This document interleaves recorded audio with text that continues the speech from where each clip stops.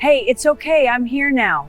Please help us. I will, you're safe with me. You know, there's a certain kind of quiet that only settles in when you've got nothing left to lose but the three small lives looking up at you in the dark. It isn't the silence of peace. It's the heavy, pressing kind of quiet. The kind that smells like damp cardboard and the exhaust from the city buses that never stop for people like Ruth.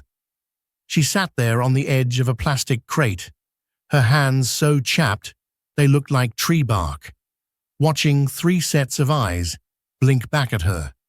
They weren't her flesh and blood, but in this drafty corner of the world, that didn't matter.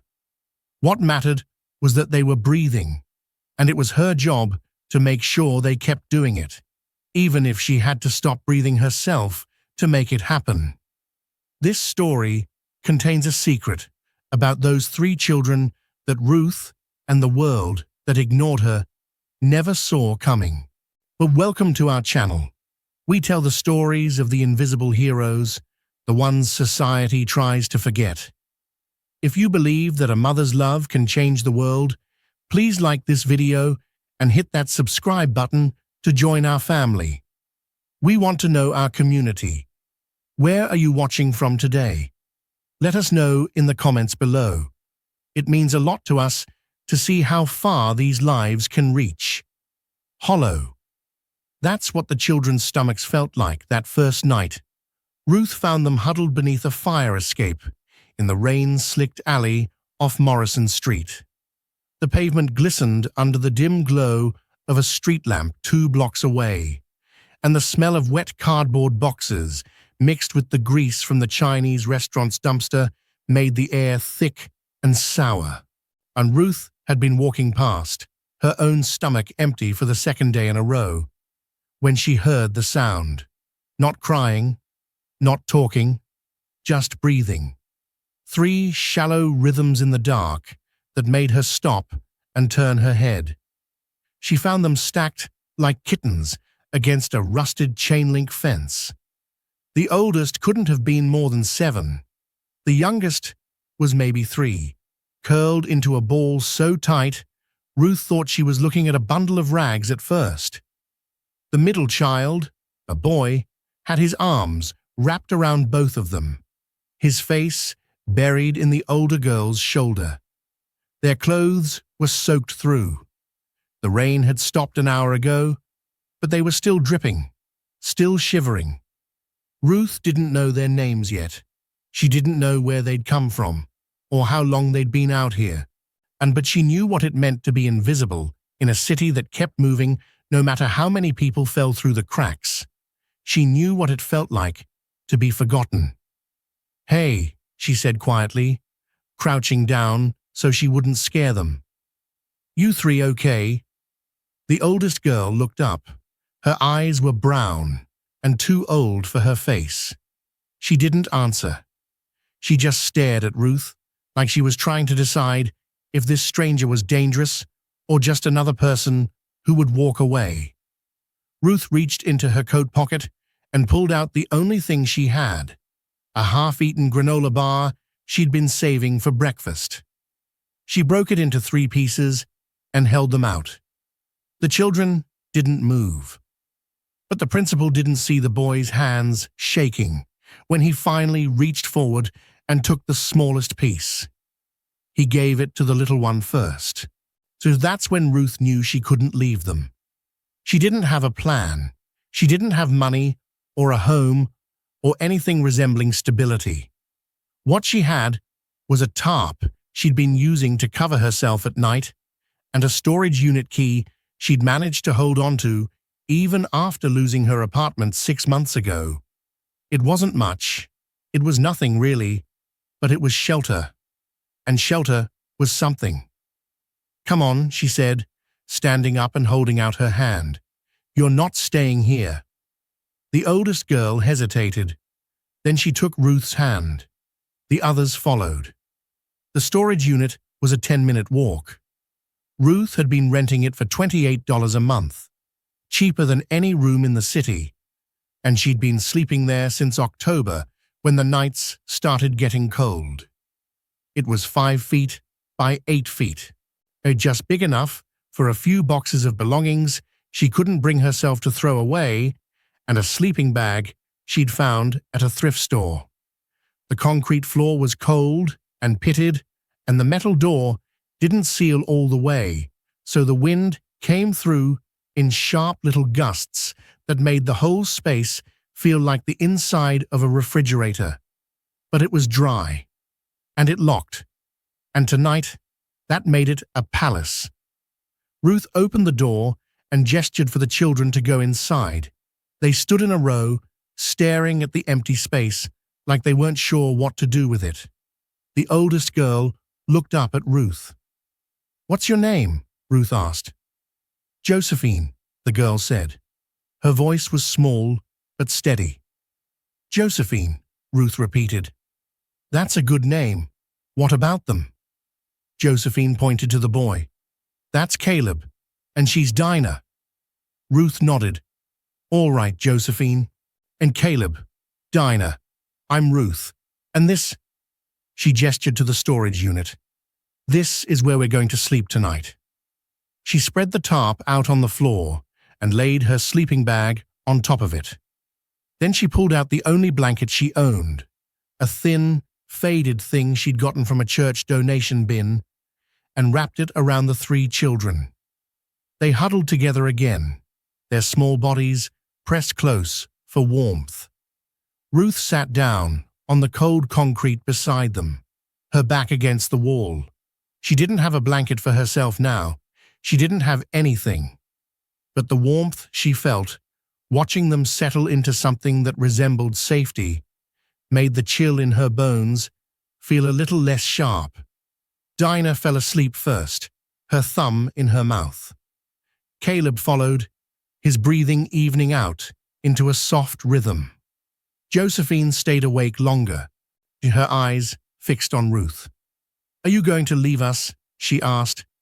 Ruth felt something crack open in her chest. "No," she said. "I'm not." Josephine nodded and closed her eyes. But the social worker didn't see the way Ruth's hands trembled as she pulled her coat tighter around herself, trying to trap what little heat she had left. The first night turned into the first week. The first week turned into the first month. Ruth didn't know what she was doing. She'd never had children. She'd never wanted them, if she was being honest. But here they were, 3 small humans who needed food and safety and something resembling a future. And Ruth was the only person standing between them and the world that had already forgotten they existed. She started waking up at 4 in the morning to stand in line at the day labor office on 3rd Street. And the jobs were brutal. Loading trucks, cleaning warehouses, scrubbing floors in office buildings, but they paid cash, and cash meant food. She'd work until 2 or 3 in the afternoon, her body screaming with exhaustion, and then she'd walk back to the storage unit to check on the children. Josephine had taken on the role of caretaker during the day, making sure Caleb and Dinah stayed quiet and stayed hidden. Ruth had given her a bucket for emergencies and a flashlight with dying batteries. It wasn't enough. It was never enough. But it was all she had. At night, Ruth would take the children to the soup kitchen on Elm Street. The line was always long, snaking around the block, and the people in it looked just like Ruth, worn down, hollowed out, desperate. The volunteers served watery stew and stale bread, but the children ate it like it was a feast. Ruth would wait until they were finished and then eat whatever they left behind. Sometimes there was nothing left. On those nights, she'd go to bed with her stomach growling and her head swimming, telling herself it didn't matter as long as they were fed. But the school counselor didn't see the way Ruth's ribs started to show through her shirt. The storage unit wasn't a permanent solution. Ruth knew that. Winter was coming, and the cold concrete floor was only going to get colder. She needed something better. She needed walls that didn't rattle in the wind and a door that actually sealed. She needed heat, but heat cost money, and money was something Ruth didn't have. She started asking around. There was a shelter on the north side of town that took families, but they had a waiting list 6 months long. There was a transitional housing program through the city, but you needed proof of income to qualify, and day labor didn't count. There was a church that offered emergency housing, but they only took women without children. Everywhere Ruth turned, there was a door, and every door was locked. So she kept going back to the storage unit. She kept spreading the tarp on the cold concrete. She kept giving the children the warm, thin blanket while she slept in her coat with her arms wrapped around herself. And she kept telling herself that this was temporary, that something would change, that someone would help. But nobody did, because nobody saw them. Ruth started to understand what it meant to be invisible. She'd been poor before, lost her job, lost her apartment, and lost her savings, but she'd never been a mother before. And being a poor mother was different. It wasn't just about surviving. It was about surviving while being judged. It was about walking into a grocery store with 3 children and seeing the way people looked at her, the way they stared at her chapped hands and her dirty clothes and the kids clinging to her legs. It was about standing in line at the food bank and hearing the whispers, the assumptions, the quiet cruelty of strangers who thought they knew her story. She was a failure, a moral failure. That's what their eyes said. That's what the system said. That's what the woman at the social services office said when Ruth finally worked up the courage to ask for help. "You're not their legal guardian," the woman said, barely looking up from her computer screen. "If they're not your biological children, you can't apply for benefits on their behalf." "They don't have anyone else," Ruth said. "Then you need to contact Child Protective Services." "I can't do that." "Why not?" "Because they'll take them away," Ruth wanted to say. "Because they'll put them in the system, and the system will break them. Because I've seen what happens to kids like this, and I can't let it happen to them." But she didn't say any of that. She just stood there, feeling small and stupid and defeated, until the woman told her to move along, because there were other people waiting. Ruth walked out of that office with her head down and her hands shaking. She didn't cry. She hadn't cried in years. But she felt something close to it building in her chest, something hot and sharp and suffocating. When she got back to the storage unit, Josephine was sitting outside with Caleb and Dinah, the 3 of them huddled together in the weak afternoon sun. Josephine looked up when Ruth approached. "Did they help?" she asked. Ruth shook her head. Josephine nodded like she'd expected that answer. "It's okay," she said. "We're okay." But the teacher didn't see the way. Josephine's smile didn't reach her eyes. 6 months passed, then a year. The children grew, not as much as they should have, but enough. Josephine turned 8, then 9. Caleb turned 6, then 7. Dinah turned 4, then 5. Ruth watched them change, watched their faces lose some of the hollowness, watched them start to laugh again. It wasn't often, but it was something. She'd managed to get them enrolled in school. It had taken weeks of arguing with the district office, and weeks of forging documents and lying about their address, but she'd done it. Josephine and Caleb started going to the elementary school 3 blocks from the storage unit. Ruth would walk them there every morning before heading to the day labor office, and she'd pick them up every afternoon before going to the soup kitchen. It was exhausting. It was impossible. But she did it anyway. The school became a new battleground. Josephine was smart. Ruth could see that. But she was behind. Way behind. She couldn't read at grade level. She couldn't do math. She couldn't focus in class because she was too busy worrying about Caleb, worrying about Dinah, worrying about whether Ruth would be there when the bell rang. The teachers noticed. They sent notes home. They called Ruth in for meetings. Josephine needs support, they said. She needs tutoring. She needs resources. Ruth nodded and agreed and promised to do better, knowing full well she couldn't afford tutoring or resources or anything beyond keeping them alive. Caleb had it worse. He was quiet, so quiet the teachers thought he might be developmentally delayed. He didn't talk in class. He didn't play with the other kids. He just sat at his desk and stared out the window, his mind somewhere else. Ruth tried to draw him out, tried to get him to talk about his day, but he'd just shrug and say it was fine. She didn't know how to help him. She didn't know how to help any of them. And then there was the embarrassment, the looks, the whispers.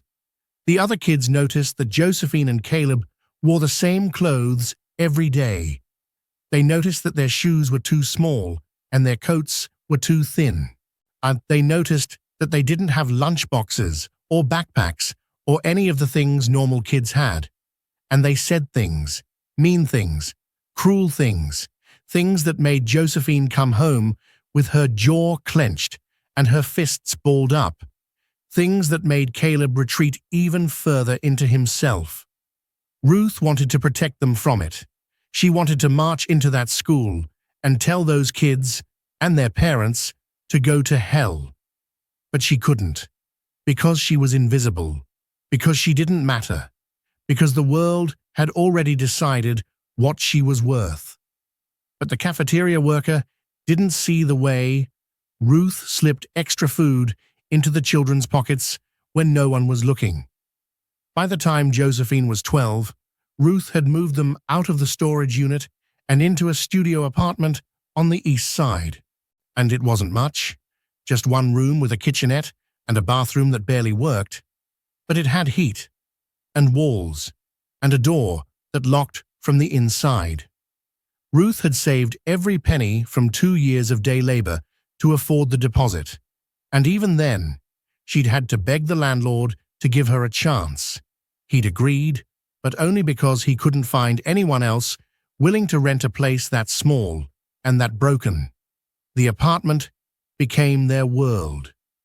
Ruth slept on the floor near the door, and the children shared the only bed, a twin mattress Ruth had found on the side of the road and scrubbed clean. It sagged in the middle, but it was softer than the cold, pitted concrete they'd been sleeping on for so long. The warm, thin blanket was still there, draped over them every night, a reminder of where they'd come from. Josephine was in middle school now, and Caleb was in elementary. Dinah had just started kindergarten. Ruth watched them grow into themselves, watched them start to build lives that looked almost normal from the outside. But she knew the truth. She knew they were still struggling. She knew they were still behind. She knew the system had already written them off. The education crisis hit when Josephine started high school. She was 14, and she was failing everything. Not because she wasn't smart, not because she didn't try, but because she'd spent so many years just trying to survive that she'd never learned how to learn. The high school didn't care. They didn't have time for kids like Josephine. They had standardized tests to worry about and graduation rates to protect. Kids who couldn't keep up were problems, and problems got pushed out. Ruth tried to help. She sat with Josephine at the kitchen table every night, trying to make sense of algebra and biology and history. But Ruth had dropped out of school when she was 16. She didn't know algebra. She didn't know biology. She felt like a loser sitting there, staring at problems she couldn't solve, watching Josephine's frustration build into anger and then collapse into tears. "I can't do this," Josephine said one night, throwing her pencil across the room. "I'm too stupid." "You're not stupid," Ruth said. "Then why can't I do it? Why is everyone else smarter than me?" Ruth didn't have an answer. She wanted to tell Josephine that it wasn't her fault, that the system had failed her, that she'd been robbed of the resource-rich learning other kids took for granted. But what good would that do? It wouldn't change anything, and it wouldn't make the homework easier. It wouldn't make the world fairer. So Ruth just put her arm around Josephine and held her while she cried. But the guidance counselor didn't see the way Ruth's own tears fell into Josephine's hair. Caleb was having his own struggles. He was 12 now, and he still barely talked. The teachers had stopped trying to reach him. They'd labeled him a lost cause and moved on. Ruth couldn't blame them. She was losing hope too. She'd tried everything: therapy, medication, special programs, but none of it worked because none of it was free, and a free was all Ruth could afford. Dinah was the only one who seemed okay. She was 8 and bright and full of energy. She loved school. She loved reading. She loved drawing pictures and showing them to Ruth every afternoon when she got home. And she was the light in their little apartment, the one thing that kept Ruth from giving up completely. But even Dinah had her struggles. She got bullied, not physically, but in the quiet, insidious way that girls bully each other. The other kids made fun of her clothes, her haircuts, the way she talked. They excluded her from their games and their birthday parties. They made her feel small. Ruth saw it happening, saw the way Dinah's smile started to fade, and she didn't know how to stop it. She was failing them. That's what Ruth told herself every night as she lay on the floor, staring at the ceiling. She was failing them, and there was nothing she could do about it. But the bus driver didn't see the way Ruth whispered prayers she didn't believe in, begging for something to change. The change came from the last place Ruth expected, and it came from Caleb. He was 14 when it happened. Ruth had gotten him a job washing dishes at a diner 3 blocks from the apartment. It wasn't legal, he was too young, but the owner didn't ask questions, and Caleb didn't complain. He worked 3 nights a week, coming home late with his hands red and raw from the hot water and harsh soap. Ruth hated it. She hated that he had to work. She hated that childhood had been stolen from him. But they needed the money. They always needed the money. One night, Caleb came home different. He was smiling. Not a big smile, but a real one. Ruth hadn't seen him smile like that in years. "What happened?" she asked. Caleb sat down at the table and pulled something out of his pocket. It was a $50 bill. Ruth stared at it. "Where did you get that?" "A guy came into the diner," Caleb said. He was yelling at the owner because the register was broken. Said he needed to pay with a credit card, but the machine wasn't working. Everyone was panicking. The guy was about to leave. "And?" "I fixed it," Ruth blinked. "You fixed the credit card machine?" Caleb nodded. "It wasn't broken. The cord was just loose. I plugged it back in." Ruth felt something strange wash over her. Pride, maybe, or disbelief, or both. "And he gave you $50 for that?" "He said I saved him a huge headache. Then he asked if I was good with computers." Ruth's heart started to beat faster. "What did you say?" "I told him I didn't have a computer, but I watch videos at the library sometimes about how things work." The man's name was Bernard. He owned a tech company downtown, and he'd been in the diner by accident.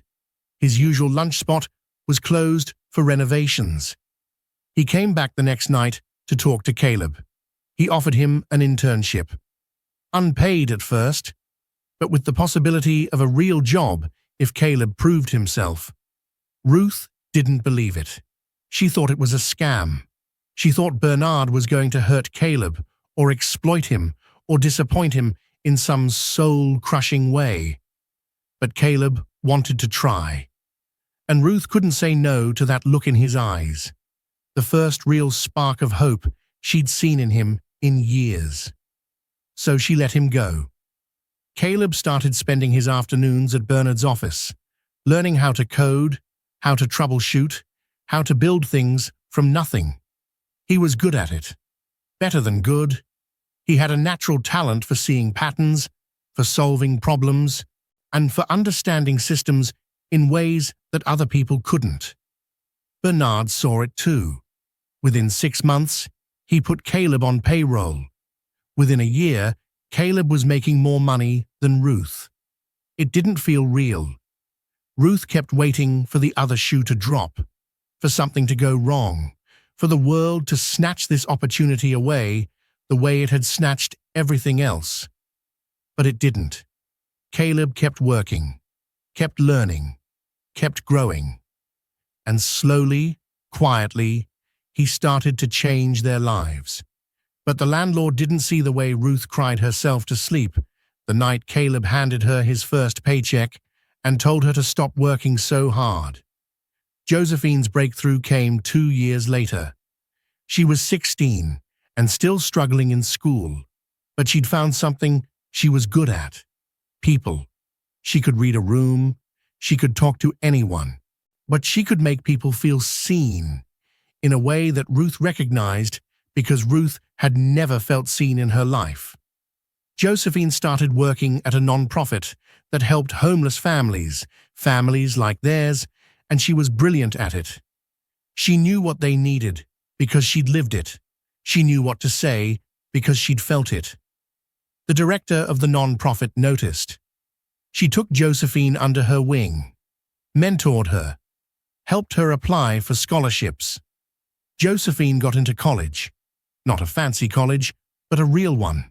A place that saw her potential and gave her a chance. Ruth didn't know how to process it.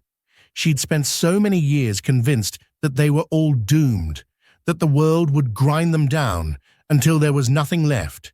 That survival was the best they could hope for.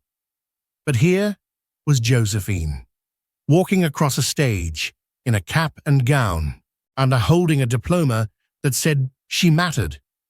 Ruth sat in the audience and cried, not quiet tears, loud, messy, ugly tears that she couldn't control. People stared. She didn't care. Let them stare. Let them judge. Her daughter, because that's what Josephine was, blood or not, had just done the impossible. But the photographer didn't see the way Ruth's hands shook when Josephine handed her a flower and said, "This is because of you." Dinah's path was different. She didn't struggle the way Josephine and Caleb had. She was 17 when she graduated high school at the top of her class. She had scholarships waiting. She had options. She could have gone anywhere, done anything.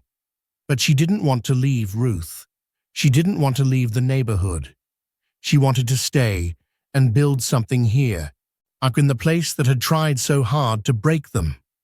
She opened a tutoring center, a small storefront on the same street where Ruth used to stand in line at the soup kitchen. She called it Second Chances, and she filled it with kids who looked just like she had, hungry, tired, forgotten. She taught them math and reading and science, but more than that, she taught them that they mattered, that they could learn, that they deserved better. The center grew. Dinah hired more tutors. She applied for grants. She partnered with the schools. Within 5 years, Second Chances was helping hundreds of kids. Within 10 years, it had expanded to 3 locations. Dinah became the face of education reform in the city. She gave speeches. She testified before the city council. She changed policy.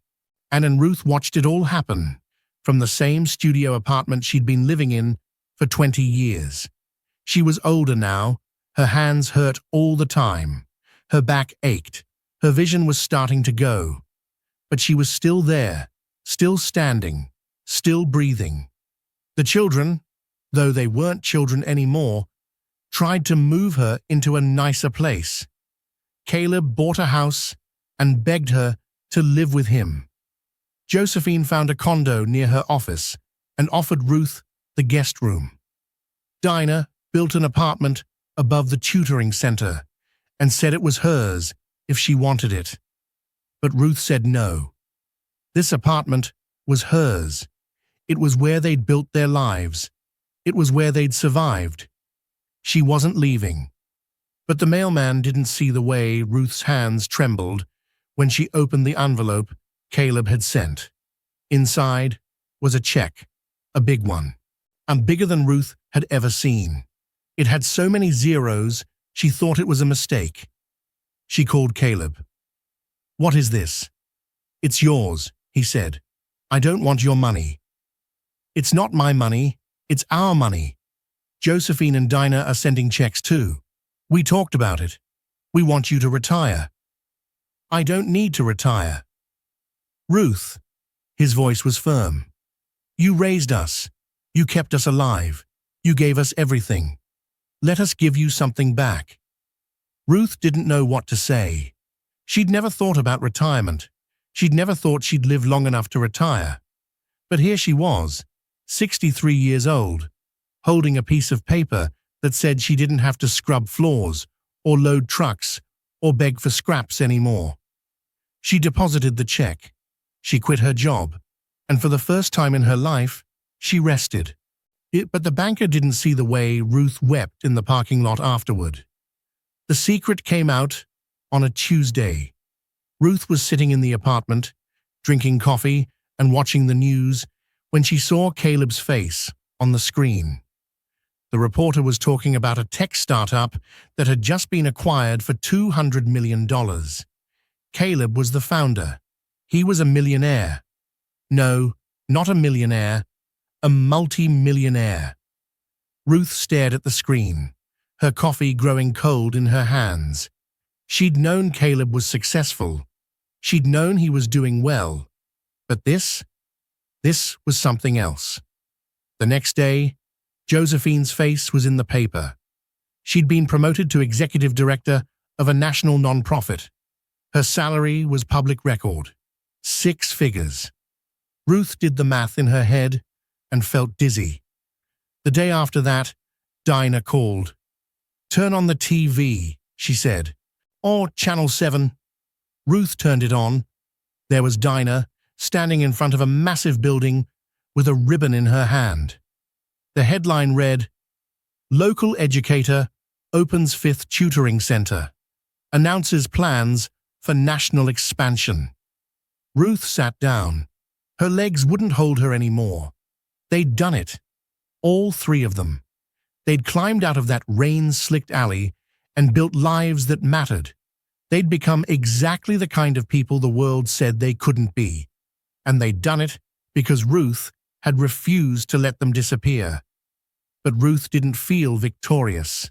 She felt small. She felt like the same woman who'd slept on cold concrete and given away her blanket. She felt like the same woman who'd been called a failure and a burden and a problem. Because that's who she was. That's who she'd always been. The children had changed, but she hadn't. Or so she thought. The knock came on a Saturday morning.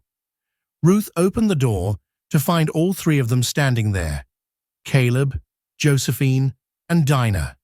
They were dressed up, fancy.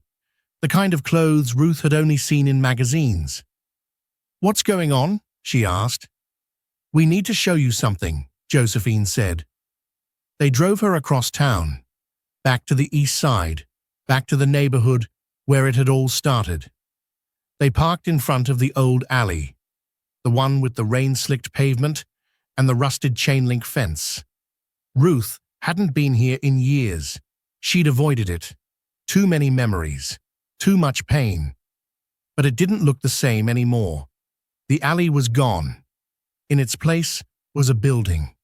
A beautiful building with clean lines and big windows and a sign that read, "Ruth's House, a safe haven for families. Ruth stared at it. What is this? It's a shelter, Caleb said, for families like ours. Families who need a safe place to sleep and a chance to rebuild. We built it together, Josephine added. The three of us. We wanted to make sure no one else had to sleep on cold concrete. We wanted to honor the woman who taught us what love looks like. Dinah took Ruth's hand. We named it after you, because you're the reason we're here. You're the reason any of this exists. Ruth couldn't speak. She couldn't breathe. She just stood there, staring at the building, at the children, at the life they'd built from nothing. You were never invisible, Caleb said quietly. We saw you. We always saw you. Ruth broke. She fell to her knees, right there on the sidewalk, and sobbed. Not the quiet, controlled tears she'd cried in the audience at Josephine's graduation. Not the trembling tears she'd cried in the parking lot. These were loud, gasping, soul-deep sobs that came from a place she didn't know she had. And the three of them knelt down with her. They wrapped their arms around her.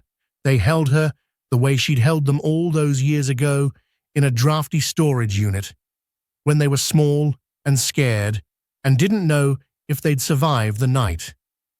Thank you, Josephine whispered. Thank you, Caleb echoed. Thank you, Dinah finished. Ruth looked up at them through her tears. For what? For not leaving us, Josephine said.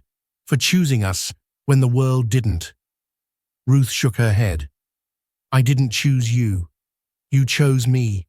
You saved me. And maybe that was the real secret. Maybe it wasn't just about Ruth saving 3 orphaned children. No, maybe it was about 3 orphaned children saving a woman who'd forgotten she deserved to be saved. Maybe it was about a family that built itself out of scraps and hope, and the stubborn refusal to disappear. Maybe it was about love, the kind that doesn't ask for anything in return, but gives everything anyway.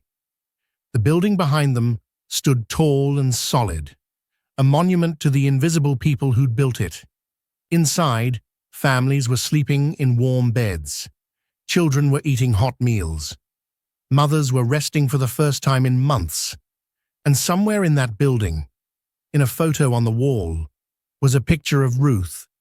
Chapped hands, tired eyes, thin smile, with the caption, "The woman who taught us that home isn't a place, it's a person who refuses to give up on you." Ruth stood up. Her knees hurt. Her back ached. Her vision was blurry with tears, but she felt something she hadn't felt in a long time. She felt seen. She felt valued. She felt like she mattered. Caleb handed her a key. "This is yours," he said. "You can come here whenever you want. Stay as long as you need. This is your house too." Ruth took the key. It was small and cold in her palm, but it felt heavy. It felt important. It felt like the answer to a question she'd been asking her whole life. Do I matter? Yes. The answer was yes. She mattered. She'd always mattered. And the proof was standing right in front of her. 3 lives she'd shaped. 3 futures she'd made possible. 3 people who would never let the world forget her name. They walked into the building together. Ruth's legs were shaky, but the children held her up. They always had. They showed her around. The sleeping quarters with real beds and warm blankets. The kitchen with a stove that worked and a refrigerator full of food. The common room with couches and books and toys for the kids. It was everything Ruth had dreamed of when she was sleeping on cold, pitted concrete. It was everything she'd wanted to give the children, but couldn't. And now, they'd given it to her. In the corner of the common room, there was a small plaque. Ruth walked over to read it. The words made her throat tighten. "In memory of the nights we survived together. In honor of the woman who taught us that survival is just the beginning. In gratitude for the love that built us. Josephine, Caleb, and Dinah. Ruth traced the letters with her finger. Her hands were still chapped, still rough, still marked by years of hard labor. But they were hands that had held 3 children in the dark, hands that had given away blankets and food and warmth, hands that had built a family from nothing. She turned to look at the 3 of them. They were adults now, successful, powerful, rich. But when she looked at them, she still saw the small, scared children huddled under a fire escape in the rain. She still saw Josephine's 2 old eyes and Caleb's shaking hands and Dinah's tiny, curled-up body. She still saw the moment they'd chosen to trust her, to follow her, to let her into their lives. "I'm proud of you," Ruth said. Her voice was thick with emotion. "I'm so proud of you." "We're proud of you too," Josephine said. "You're the architect of our lives. You built us when we were broken. You didn't give up, even when the world told you to." Ruth shook her head. I didn't know what I was doing. I was just trying to keep you alive." "That's exactly what we needed," Caleb said. "We didn't need someone perfect. We needed someone who cared, someone who stayed." Dinah stepped forward and took Ruth's hands in hers. "You were never a loser. You were never a failure. You were exactly what we needed, and we wouldn't be here without you." Ruth looked down at their joined hands. Dinah's were soft and smooth. Hers were rough and scarred. But together, they fit. The months that followed were strange for Ruth. She didn't know how to live without struggle. She didn't know how to fill her days when she wasn't fighting to survive. The children tried to help. They took her to dinners at fancy restaurants. They bought her clothes and furniture and things she'd never dreamed of owning. They set up a trust fund so she'd never have to worry about money again. But Ruth felt out of place in their world. She felt like an imposter. She'd sit at those fancy dinners and look around at the other people, the ones who'd been born into wealth, who'd never known hunger or cold or fear. And she'd wonder what she was doing there. She'd look down at her new clothes and feel like a fraud. She'd touch the soft fabric and remember the rough, worn coat she'd slept in for years. And she'd feel guilty for being comfortable. Josephine noticed first. She came to visit one afternoon and found Ruth sitting in the studio apartment, staring at the wall. "What's wrong?" Josephine asked. "I don't know how to do this," Ruth admitted. "I don't know how to be this person, the person who doesn't have to fight anymore." Josephine sat down beside her. "Mish, you don't have to be anyone but yourself. You don't have to change. We just want you to rest, to enjoy life, to have the things you gave us, safety and peace and time to breathe." "But I don't deserve it," Ruth said quietly. Josephine's eyes filled with tears. "Ruth, you deserve everything. You always did. The world just never saw it. But we did. We see you. And we're going to keep reminding you until you believe it." Ruth didn't believe it. Not at first. But slowly, over time, something started to shift. She started to let herself rest. She started to enjoy the small comforts: hot coffee in the morning, a soft blanket at night, a meal she didn't have to fight for. She started to visit Ruth's house and see the families she was helping. She'd sit with the mothers and listen to their stories, and she'd see herself in them. She'd hold their hands and tell them they weren't alone. And in doing that, she started to heal. 1 year after the building opened, Ruth's house held a gala fundraiser. It was a big event with donors and politicians and media coverage. The children insisted Ruth attend. They dressed her in a beautiful gown and did her hair and made her feel like royalty. Ruth felt ridiculous, but she went anyway. The ballroom was full of people who'd never given a second thought to the invisible ones. People who'd walked past Ruth on the street 100 times without seeing her. People who had no idea what it meant to sleep on cold concrete, or give away your last blanket, or fight every single day just to keep breathing. But when Caleb stood up to give a speech, the room went silent. "This building exists because of one woman," he said. A woman the world ignored, a woman the system failed, a woman who had every reason to give up but didn't. She found 3 children in an alley and decided they mattered. She gave us everything she had, even when she had nothing. She taught us that love isn't about what you have, it's about what you give. And she gave us our lives. He turned to Ruth, and his eyes were shining with tears. "Ruth, you were never invisible to us. You were the only thing we could see. You were our light in the dark. And everything we are, everything we've built, everything we've accomplished, it all started with you." The room erupted in applause. Ruth stood there frozen as hundreds of people turned to look at her.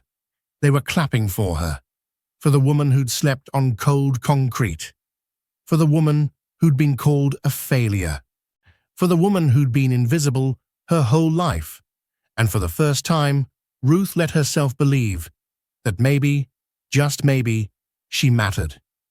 Ruth's house became a symbol, not just of second chances, but of the power of one person's refusal to look away. It grew. More buildings opened in other cities. More families were helped. The children, Caleb, Josephine, and Dinah, poured millions into the cause. They hired staff, they created programs, they changed lives, but they never forgot where it started. They never forgot the rain-slicked alley and the smell of damp cardboard and the cold, pitted concrete. They never forgot the woman who'd chosen them when the world didn't. And Ruth never forgot them either. She spent her last years visiting Ruth's house, sitting with families, telling them her story. She'd hold their hands and look them in the eye and say, "You matter, you've always mattered. Don't let anyone tell you otherwise." She died on a Tuesday morning in her sleep, peaceful, quiet. The children were with her. They'd been taking turns staying with her for weeks, knowing the end was close. When she took her last breath, they were all holding her hands, just like she'd held theirs all those years ago. The funeral was massive. Thousands of people came. Families Ruth had helped. People who'd read her story. Politicians and celebrities and strangers who'd never met her but felt like they knew her. The line to pay respects stretched for blocks, but the 3 people who mattered most stood at the front: Caleb, Josephine, and Dinah. The orphaned children who'd become millionaires, the forgotten ones who'd changed the world, and the proof that love, real love, can survive anything. Josephine gave the eulogy. She stood at the podium and looked out at the crowd. "Ruth used to say she didn't know what she was doing," Josephine began. "She used to say she was just trying to keep us alive, but she did so much more than that. She taught us what it means to be human. She taught us that you don't need money or power or status to make a difference. You just need to care. You just need to stay. You just need to refuse to let the people you love disappear." Her voice broke. "Ruth gave us everything, and we spent the rest of our lives trying to give it back. But we never could, because what she gave us can't be measured. It can't be bought. It can't be repaid. It can only be honored, and we will honor her every single day for the rest of our lives." The crowd was silent. Then slowly, people started to stand. One by one, they rose to their feet until the entire room was standing. Not clapping, just standing, acknowledging remembering. Ruth's casket was carried out by 6 people. 3 of them were Caleb, Josephine, and Dinah. The other 3 were families Ruth had helped at Ruth's house. They walked slowly, carefully, carrying the woman who'd carried them. She was buried in a small cemetery on the edge of town. The headstone was simple. Just her name and 2 dates and a single line. She saw us when the world didn't. The children visited her grave every week. They brought flowers. They told her about their lives.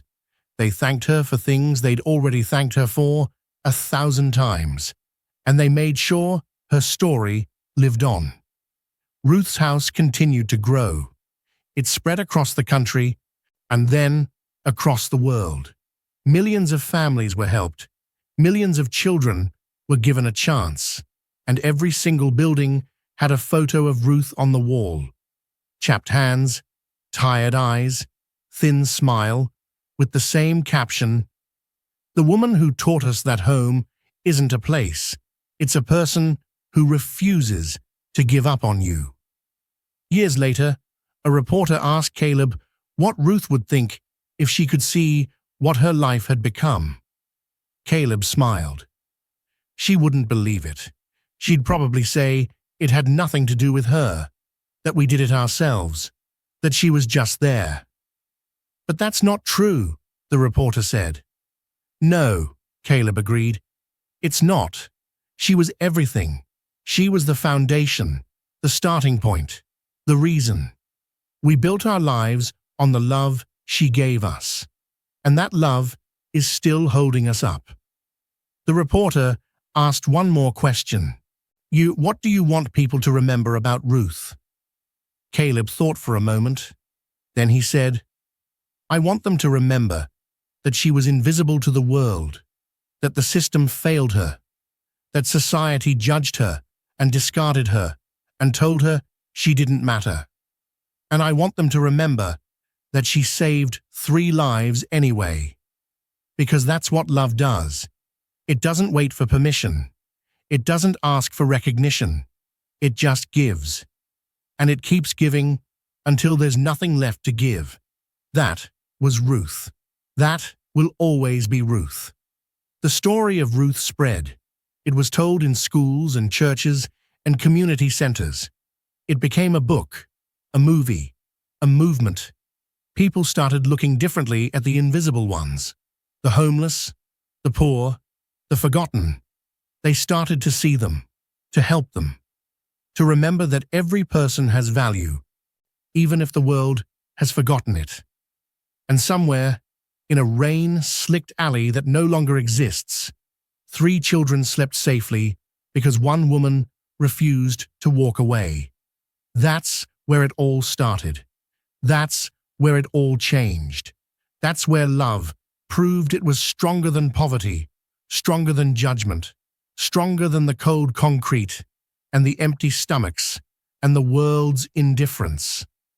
Ruth didn't know the children would become millionaires. She didn't know they'd build an empire of compassion. She didn't know her name would be remembered long after she was gone. All she knew was that 3 small lives were looking up at her in the dark, and she chose to stay. If this story touched your heart, we'd love to hear from you. What moment moved you the most? Was it Ruth giving away her blanket? The moment she knelt outside Ruth's house? At the eulogy? Tell us in the comments below. And if you believe that love can change the world, please like this video and subscribe to our channel. Share this story with someone who needs to remember that they matter. Because Ruth's story isn't just hers, it's all of ours. It's the story of what happens when one person refuses to let another person disappear. Thank you for being part of our community. We'll see you in the next story.